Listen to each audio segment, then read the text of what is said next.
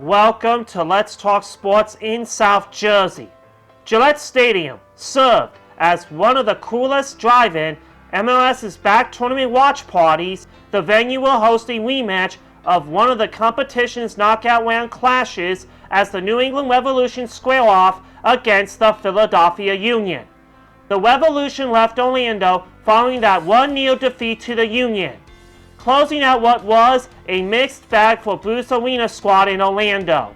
The Revs have lost just once in regular season play in 2020, back on the opening day of the season to the Montreal Impact. But they have also won just once, curiously against the same opponents at the MLS's back tournament, leaving them in 9th place in the East. The Union were one of the darlings of MLS's back.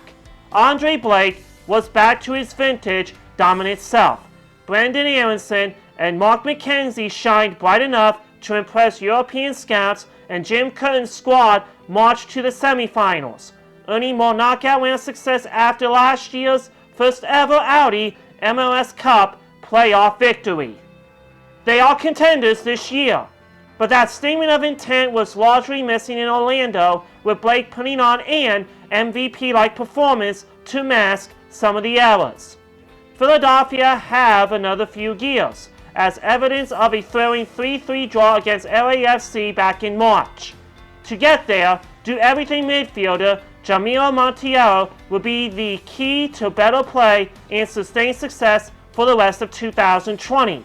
Good luck to the Union in the 2020 MLS season.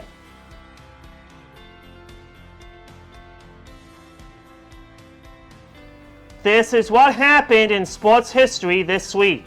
On August 17, 1904, Boston's Jesse Tannehill no-hits the Chicago White Sox 6-0. On August 18, 1958, Floyd Patterson knocks out Roy Harris in 13 for heavyweight boxing title. August 19, 1922, U.S. National Championship Women's Tennis, Germantown Country Club, Pennsylvania. Marla Bjurstad Mallory beats Helen Willis Moody 6-3, 6-1 for her 7th U.S. singles crown. August 20th, 1944, PGA Championship Men's Golf, Manito Golf and Country Club. Bob Hamilton wins his only major title, one up in the 36-hole final over heavily favored Byron Nelson. August 21st, 1931, Babe Ruth hits his 600th home run off George Blaholder of the St. Louis Browns. August 22nd, 1957, Olympic heavyweight boxing champion Pete Rademacher becomes first to contest the world title in his first professional bout, knocked out by Floyd Patterson in 6th round at Sick's Stadium, Seattle. August 23rd, 1930, U.S. National Championship Women's Tennis, Forest Hills, New York. England's Betty Knothall Shoemaker beats Anna McCune Harper 6-1, 6-4 for her low major title. I'll have more sports history fun facts next week.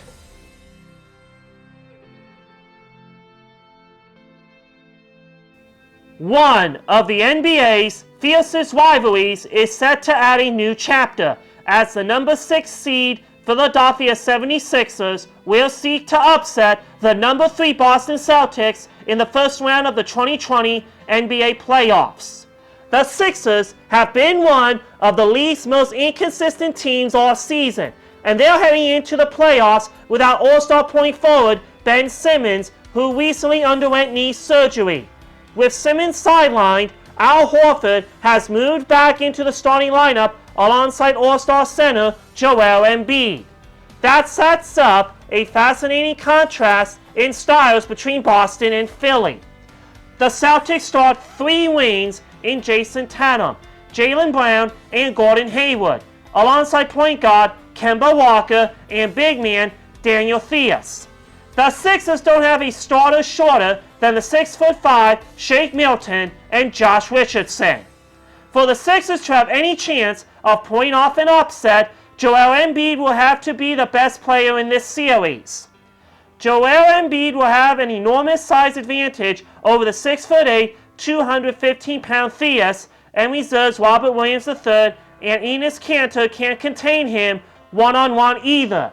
As such, The Sixers will need to relentlessly feed their all-star big man down low and let him go to work. However, Embiid has shown some newfound awareness against double teams in Orlando. Rather than attempt to play hero ball, he's been creating easy looks for teammates by kicking it out to an open man. Embiid had a 38-point, 13-rebound, 6-assist tour de force against the Celtics in mid-December, a game in which Simmons finished with only 7 points on 2 of 6 shooting. The Sixers will need those types of performances from him on a nightly basis to counteract the Celtics' advantage at the guard and wing spots. Good luck to the Philadelphia 76ers in the 2020 NBA playoffs.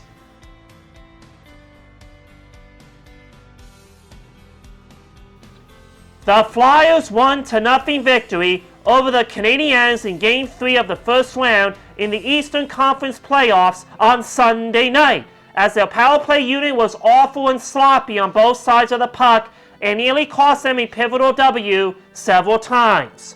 But Carter Hart proved, once again, he is a franchise goalie, earning his first postseason and second career shutout. Aside from the 22-year-old's exploits, the Orange and Black did just enough to recapture the series lead 2-1.